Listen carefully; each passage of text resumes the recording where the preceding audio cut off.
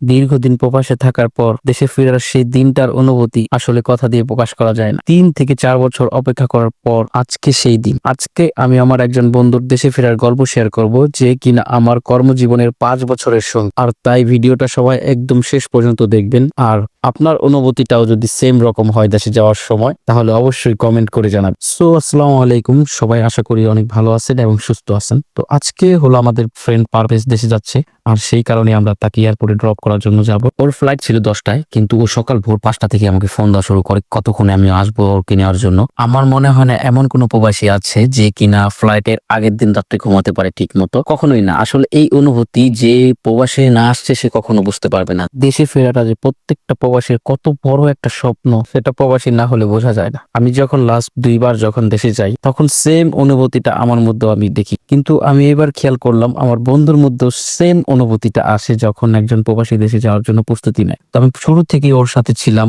ওর ticket কাটা এবং ওর marketing এর সময়। তো সবকিছু মিলিয়ে দেখলাম একজন প্রবাসীর মনের যে অনুভূতিটা দেশে যাওয়ার জন্য, আসলে এটা ভাষায় প্রকাশ করার মতো না। মনের ভেতর থাকা অনেক কথা আপনাদের সাথে শেয়ার করলাম। আমরা এখন রওনা দিয়ে দিয়েছি কিং ফাহাদ ইন্টারন্যাশনাল এয়ারপোর্টের দিকে, যেটা আমাদের বাসা থেকে প্রায় 32 কিলোমিটার দূর। কিং ফাহাদ আন্তর্জাতিক বিমানবন্দর হলো বিশ্বের বৃহত্তম বিমানবন্দর, যা আয়তনে 776 বর্গ কিলোমিটার বিস্তৃত, যা সমগ্র বাহরাইন দেশের চেয়েও বড়। এটি সৌদি আরবের দাম্মামে অবস্থিত একটি পাবলিক বিমানবন্দর এবং স্থলভাগের দিকে বিশ্বের সবচেয়ে বৃহত্তর।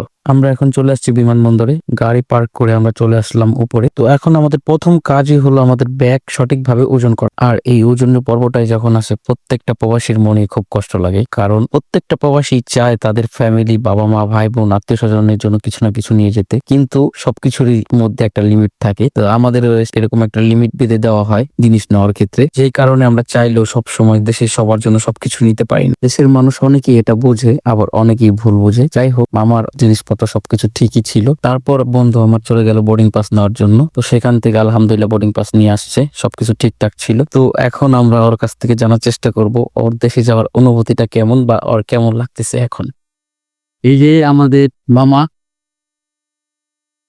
আমার দেশে যাইতেছে, বাংলাদেশে। মামা, তোমার অনুভূতি কিরকম? অনুভূতি মামা, দেশে যাওয়ার অনুভূতি তো সবসময় তোমার দেখা গেছে খুশির। কিন্তু তোমাকে ছেড়ে দিতেছি, স্পেশালি তোমারে রানামারে, এই কারণে মানে আমার একটু খারাপ লাগতেছে। ঠিক আছে, প্রতিবার 2 মাস পরে আবার একটা হয়ে গেছে যে আমরা একলগে যাই, আড্ডা দিই, মজা করি। মানে এই জিনিসটা মিস করুম ইনশাল্লাহ।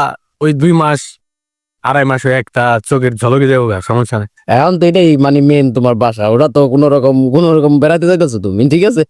এখানে দেখা গেছে আল্লাহ যতদিন রাখে, এখানেই তো মেন আমাদের সেকেন্ড হোম আর কি। তাহলে ওদের আরবের দাম যাবে বাড়ি তোমার আজকে। আমাকে বাইরে দিয়ে যাচ্ছ 34 সাল সুকাপ একদম ডাইরেক্ট আর্জেন্টিনার বিশ্বকাপ দেখে তারপরে বাংলাদেশ বাইরের বাড়ি যাবো ইনশাল্লাহ। বন্ধু জানি ভালো মতো যাইতে পারে, সবাই দোয়া করবেন। আবার জানি আমাদের মাঝে ফিরে আসতে পারে।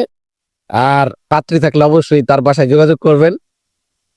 ছেলে কিন্তু ভালো, হ্যাঁ। আর যাই হোক, তো অনেকক্ষণ দুষ্টামি ফাজলামি করার পর কিছু ছবি তুলে নিলাম, কারণ ওর যাওয়ার সময় হয়ে গেছে। আসলে আমরা এখানে যারা থাকি তারা আমাদের ফ্যামিলির মতনই থাকি আমরা।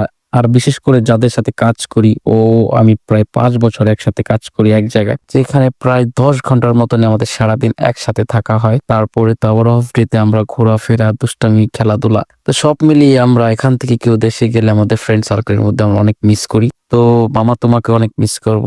আশা করি তুমি আবার সুস্থভাবে আমাদের কাছে ফিরে আসবা এবং ভালো থাকবা। আপনারাও দোয়া করবেন ও যেন সুস্থভাবে বাংলাদেশে যেতে পারে এবং ফ্যামিলির সাথে সুন্দর সময় কাটাতে পারে। চলে যাওয়ার পরে আমরা এখন চলে যাব আমাদের বাসার দিকে। আবারও কোনো নতুন ভিডিওতে আপনাদের সাথে দেখা হবে। তো সেই পর্যন্ত সবাই অনেক ভালো থাকেন এবং সুস্থ থাকেন। আর ভিডিওটা আপনাদের কাছে কেমন লাগলো অবশ্যই কমেন্ট করে জানাবেন। আর সকল প্রবাসীদের জন্য দোয়া করবেন, সবাই যেন সবার ড্রিম পূরণ করে সুন্দরভাবে দেশে ফিরতে পারে। সবাইকে অনেক অনেক ধন্যবাদ ভিডিওটা দেখার জন্য। তো আল্লাহ হাফেজ, নতুন কোনো ভিডিওতে আবার দেখা হবে।